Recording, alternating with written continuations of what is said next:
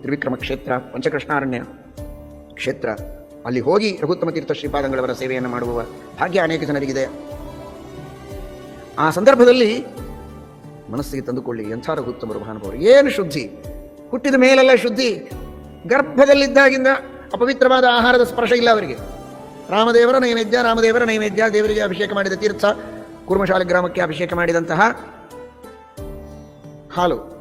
ಗರ್ಭದಲ್ಲಿದ್ದಾಗಿಂದ ಇದೇ ಆಹಾರದಿಂದ ಅವರು ಬೆಳೆದದ್ದು. ಹುಟ್ಟಿದ ಮೇಲೂ ಅದೇ. ಮುಂದಂತೂ ಶ್ರೀಮಠದಲ್ಲಿಯೇ ಇದ್ದು ರಾಮ ಶಬ್ದದಿಂದ ತತ್ವಪ್ರಕಾಶಿಕಾ ಗ್ರಂಥದವರೆಗೆ ರಘುವರಿ ತೀರ್ಥರಲ್ಲಿಯೇ ಅಧ್ಯಯನ. ಚಿಕ್ಕ ವಯಸ್ಸಿನಲ್ಲಿ ಊಹೆ ಮಾಡಲಿಕ್ಕೆ ಸಾಧ್ಯವಿದೆಯಾ?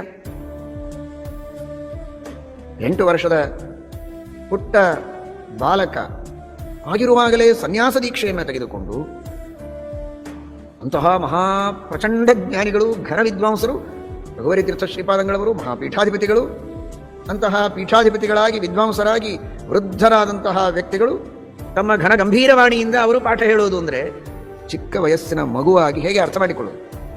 ಆದರೆ ಆ ರಘುವರಿಯರ ಮಹಾಮಹಿಮೆ ಅವರಿಗೂ ಅರ್ಥವಾಗುವ ರೀತಿಯಲ್ಲಿ ಪಾಠವನ್ನು ಹೇಳ್ತಾ ರಾಮಶಬ್ದದಿಂದ ಸಂಪೂರ್ಣ ಕಾವ್ಯಗಳನ್ನೆಲ್ಲ ಹೇಳಿ, ಮಣಿಮಂಜರಿ, ಸುಮಧ್ವ ವಿಜಯ ಇತ್ಯಾದಿ ಗ್ರಂಥಗಳನ್ನೆಲ್ಲ ಹೇಳಿ ಸಮಗ್ರ ಮಹಾಭಾರತ ತಾತ್ಪರ್ಯ ನಿರ್ಣಯವನ್ನು ಆ ಪುಟ್ಟ ವಯಸ್ಸಿನ ರಾಮಚಂದ್ರಾಚಾರ್ಯರಿಗೆ ರಘುವರಿ ತೀರ್ಥ ಶ್ರೀಪಾದಂಗಳವರು ಹೇಳಿದ್ದಾರೆ. ಹೇಗೆ ಗ್ರಹಣ ಮಾಡಿದರು? ಆಶ್ಚರ್ಯ!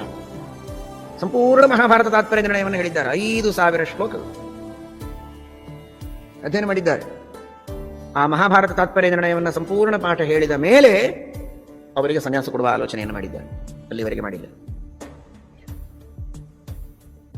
ಸಂಪೂರ್ಣ ಮಹಾಭಾರತ ತಾತ್ಪರ್ಯ ನಿರ್ಣಯ ಹೇಳಿ ಸನ್ಯಾಸಾಶ್ರಮವನ್ನು ಕೊಟ್ಟ ಮೇಲೆ ಪ್ರಮಾಣ ಪದ್ಧತಿ, ಪ್ರಮಾಣ ಲಕ್ಷಣ, ಕಥಾಲಕ್ಷಣಾದಿ ಪ್ರಕರಣ ಗ್ರಂಥಗಳು ಹೇಳ್ತಾ ಹೇಳ್ತಾ ತತ್ವೋದ್ಯೋತ ತತ್ವನಿರ್ಣಯಾದಿಗಳನ್ನೆಲ್ಲ ಹೇಳಿ ತತ್ವಪ್ರಕಾಶಿಕಾ ಪಾಠವನ್ನು ಆರಂಭ ಮಾಡಿದ್ದಾರೆ. ಬ್ರಹ್ಮಸೂತ್ರ ಭಾಷ್ಯ ತತ್ವಪ್ರಕಾಶಿಕಾ ಪಾಠ.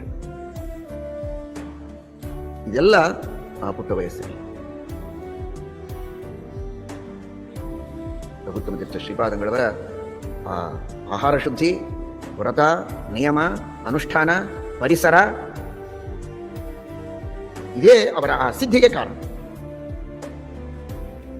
ಇಂತಹ ಅದ್ಭುತವಾದ ಆ ರಘುತ್ತಮ ತೀರ್ಥ ಶ್ರೀಪಾದಂಗಳವರ ಅವತಾರದ ಹಿನ್ನೆಲೆ, ಅವತಾರ ಕಾಲದ ಶುದ್ಧಿ, ಅವರ ಕುಲಶುದ್ಧಿ, ಇಂತಹ ಪವಿತ್ರವಾದ ಗೋದಾವರಿ ತೀರದ ಆ ಒಂದು ಕುಟುಂಬ.